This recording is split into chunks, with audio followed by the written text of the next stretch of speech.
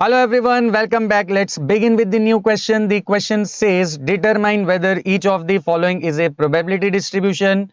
Give reasons for your answer. And the very first sub question says values of x are 0, 1 and 2 and corresponding probabilities of x are 0.4, 0.4 and 0.2.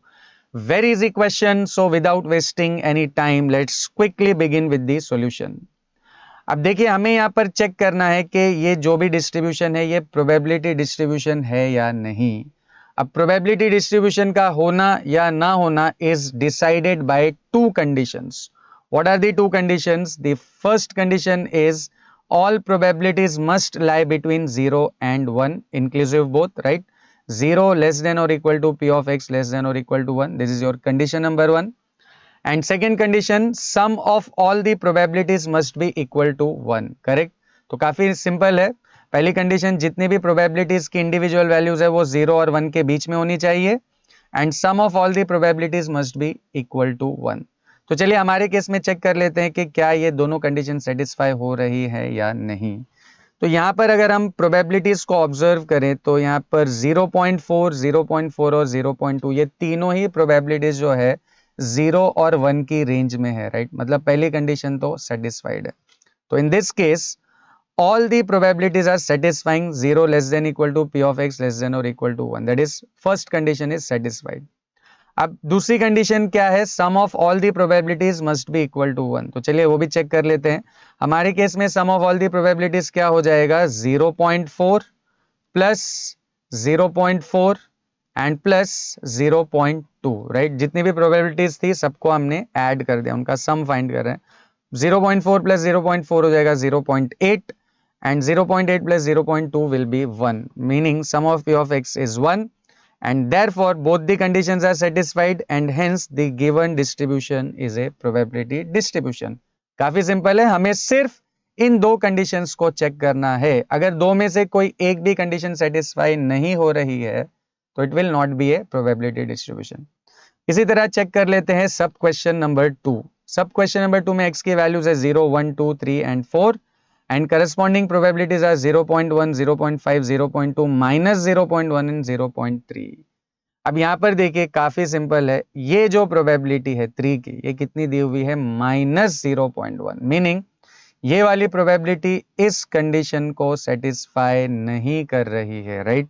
So p of x equal to 3 is how much? -0.1, which is not satisfying this condition and therefore given distribution is not a probability distribution. अब हमें second condition check करने की जरूरत भी नहीं है, पहली condition जो है वो सेटिस्फाई नहीं हो रही है, राइट? दोनों कंडीशंस का सेटिस्फाई होना कंपलसरी है। So second distribution is not a probability distribution. Similarly let's move on to the third sub question. x की values are 0, 1 and 2 and corresponding probabilities की वैल्यू है 0.1, 0.6 और 0.3। अब यहाँ पर देखिए ये जो प्रोबेबिलिटीज की वैल्यू है सारी की सारी इस रेंज को फॉलो कर रही है, all are between 0 and 1, right? So in this case all the probabilities are satisfying 0 less than or equal to p of x less than or equal to 1, correct? 0 और 1 के बीच में ही है। अब सेकेंड कंडीशन के लिए we have to find sum of p of x. So sum of p of x will be 0.1 plus 0.6 and plus 0.3. Now 0.1 plus 0.6 हो जाएगा 0.7 and 0.7 plus 0.3 हो जाएगा 1. तो इसका मतलब sum of p of x is 1. तो यहाँ पर both the conditions are satisfied, therefore given distribution is a probability distribution. Similarly, let's move on to the sub question number 4. X की values है 3, 2, 1, 0 and -1 and corresponding values of probabilities are 0.3, 0.2, 0.4, 0.05, 0.05. यहाँ पर देखिए x की values पे कोई restriction नहीं है, x कुछ भी हो सकता है।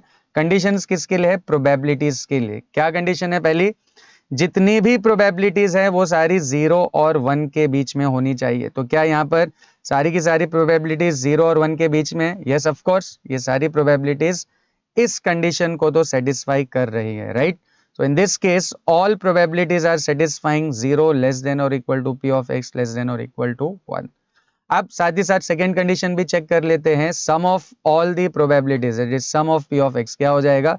0.3 plus 0.2 plus 0.4 plus 0.05 and plus 0.05. 0.3 plus 0.2 हो जाएगा 0.5, 0.5 प्लस 0.4 हो जाएगा 0.9 और ये देखिए 0.05 प्लस 0.05 हो जाएगा 0.1. तो ये पूरा 0.9 और 0.1 मिलके बनाएंगे 1, राइट. तो इन सब का टोटल इज 1. तो यहां पर भी both the conditions are satisfied, therefore given distribution is a probability distribution. Now let's move on to the next sub question. X की values है -1, 0, 1 and corresponding probabilities are 0.6, 0.1 and 0.2. अब यहाँ पर भी देखिए x की वैल्यू से हमें कोई लेना देना नहीं है. x की वैल्यू पॉजिटिव भी हो सकती है और नेगेटिव भी हो सकती है और जीरो भी हो सकती है. कंडीशंस किसके लिए? प्रोबेबिलिटीज के लिए.